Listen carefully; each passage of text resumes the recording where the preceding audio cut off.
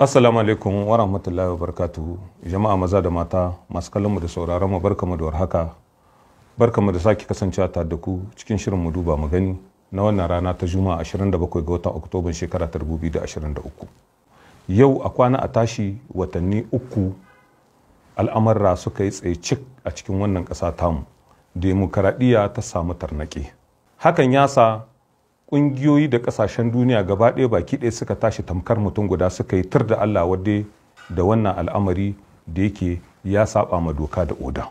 Sakamakon wannan garkuwa da ake yi da shugaban ƙasa shugaban jamhuriyar Muhammad Bazoum da iyalin shi ya sa lauyoyin shi sun gabatar da ƙara a gaban kotun ƙungiyar ƙasashen yammacin ƙasashen Afirka ta yamma sai da yawo domin bima shugaban ƙasa shugaban jamhuriyar Muhammad Bazoum da iyalin shi hakkinsa. Cikin iyawar Allah ranar 6 ga watan Nuwamban da ke shirin kamawa wannan kotu za ta binciki wannan lamari. Haka zalika ƙungiyoyin kare haƙƙin ɗan adam irin na ƙasa da ƙasa da suka hada da Amnesty International, Human Rights Watch sun sa bakinsu a cikin wannan al'amari na jamhuriyar Nijar, inda su ma ajiya suka fitar da sanarwa suka faɗi da kakkausar murya cewa lalle an taika hakkin ɗan adam wanda kuma suka yi kira da babban murya lalle a yi ƙoƙari a sa shugaban ƙasa shugaban jamhuriya da iyalinsa cikin hakkinsu. Sa'annan kuma sun yi tur da Allah wadda da abin da suka kira karyawa inda ba gaba da waɗannan sojoji suke nan suna yi a cikin wannan ƙasa tamu. Babu mai 'yancin faɗin albarkacin baki.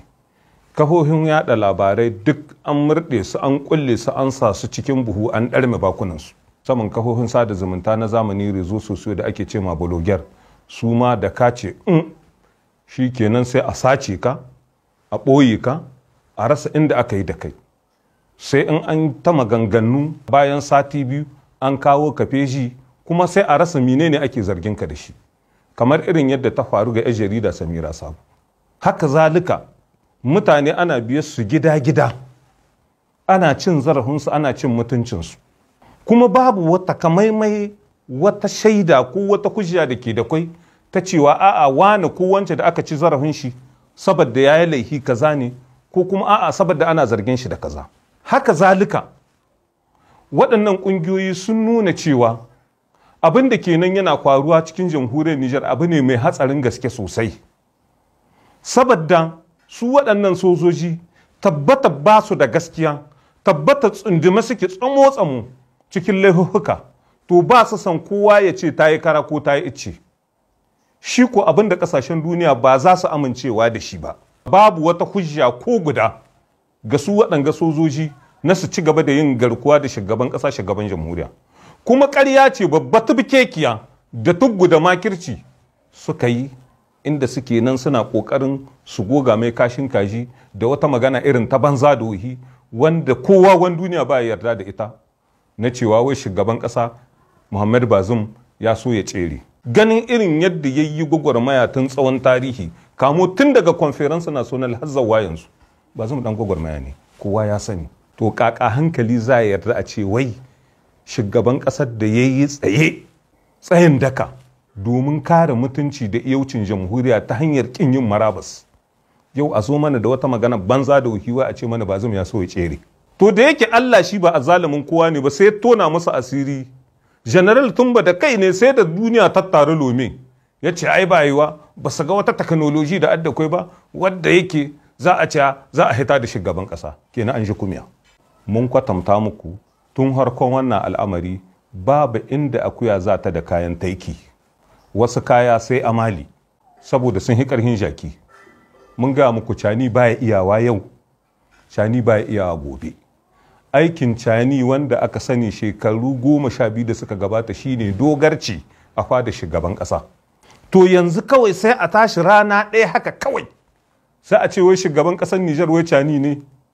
Yau gashi wata 3 amaryar Fale tana cikin ɗaki har yanzu bata hito yana cikin ɗaki kamar ɗan kubli.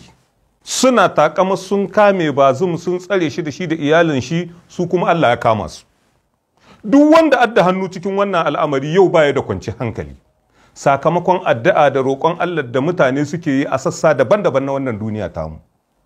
kuma ana ci gaba da addu'a, kuma muna kira da babban murya ga dukkan 'yan gwagwarmaya ma'abuta demokaradiyya masu son wannan ƙasa tamu ta jamhuriyar Nijar. Wannan kokowa tasu ce, a ci gaba da addu'a, a yi ta roƙon Allah. Duk wanda ya yi sanadiyar kwaɗawan Nijar cikin wannan hali da take ciki, Allah gaggauta saka ma 'yan jamhuriyar Nijar a kan shi. Duk wanda sanadiyar shi Nijar kenan tana ta tagayyara, tana ta ƙara lalacewa, tattalin arzikinmu na taɓarɓarewa, al'ummanmu suna cikin hirgici da tsoro, ana ci gaba da walakantar da jama'a cikin ƙauyuka, jami'an tsaronmu masu albarka bayan Allah ɗiyanmu ne, ƙannanmu ne, jikokinmu ne, suna na ana ta kashe su babu gaira babu dalili, sakamakon rashin wadata su da isassu kuma ingantaccen kayan aiki da ake nan ana yi, saboda duk abin da ya kamata a yi an kwashe cikin birnin Yamai. Yanzu gashi an hiddo magana ana kwatanta, a'a ana shirye-shiryen kaddamar da bututun fitar da ɗayan mai fafalan wanda ke hita daga nan Nijar ya tai Benin. To yanzu sai mun gani kakana za a yin al'amarin.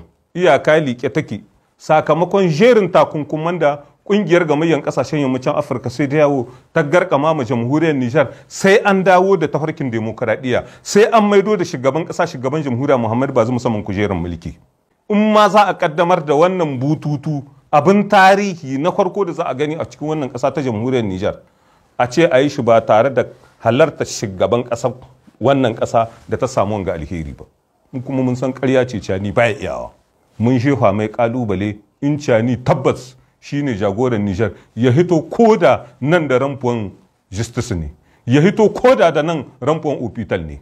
Eskadiri sun yi tamahar cani ya zo ya gaishe su, Istar sun yi tamahar cani ya zo ya gaishe su, ƙasa sun yi tamahar cani ya kewaya a gane shi ya gani kaka damana ta kasance. Miza ya faɗa ma al'ummar ƙasa da ake nan ana ƙarya da sunansu ana cewa 'yan Nijar sun taɓa. Ƙarya babu ɗan Nijar kin da ya taɓa. Duka mutane matsa musu na aka yi cilas ne, ba su san yadda za su ba hannunsu bisa gaba. Kala roƙo yanzu abu ya koma ƙwace. Muna gani ana hitawa ba kuma ba tsoron Allah, ana mursisi, ana kememe, ana cewa a'a wani ya bada miliyan kaza, wani ya bada jikka kaza. An zo an hiddo wata sabuwar damfara da cin amana ƙasashen waje, sai a ce a'a diaspora su yi kokari su gaggamu kuɗi a tarbato a taimaki cani. Ba hasozojinmu masu albarka ba, ɗiyanmu da ƙannanmu da jikokinmu da sauran jami'an tsaro FDS waɗanda su ma cutarsu aka yi, zaluntarsu aka yi. To waɗanga masu cewa labasan nuno a tarbato kuɗi cikinsu abba miliyardar ba, wa abba miliyardar ba cikinsu. Kuma shin ina gaskiyar maganar da suka yi ta ƙarya suka ce gidan wane an kamo miliyar kaza, gidan wane an ɗauko miliyar kaza, suna ina? Suna ina?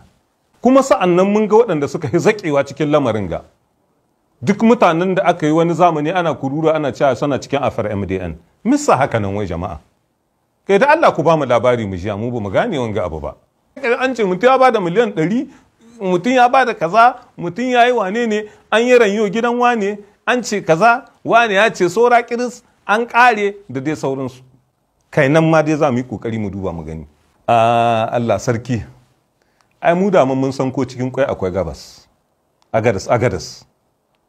Gari mai tarihi, gari mai masallaci, mutum guda kaɗai ya bada, shi ma mun san ko saboda mine ne. Kowa ya kiya. A gaishe ku jikokin kawo sanda ta gama, aikinku yana kyau, aikinku yana kyau, a ta amso da ƙarfi. Ai daman duk wanda ya kwanci shi aka taki. Kun gani kakanninku gwagwarmayar da suka yi wani lokaci ba ta kan banza ba. Wurin wargi aka wargi ya ce ya amso da ƙarfi. Jama'a 'yan gwagwarmaya ku tashi tsaye, saura kiris ku kama jikinku. Na gaya muku, na faɗi na ƙara, ƙafa ta kai bisa ka faɗa. Ishewa ɗai zami. Da wannan zamu liƙe shirin namu na yau, sai lokaci na gaba idan mai girma da ɗaukaka ya yarda.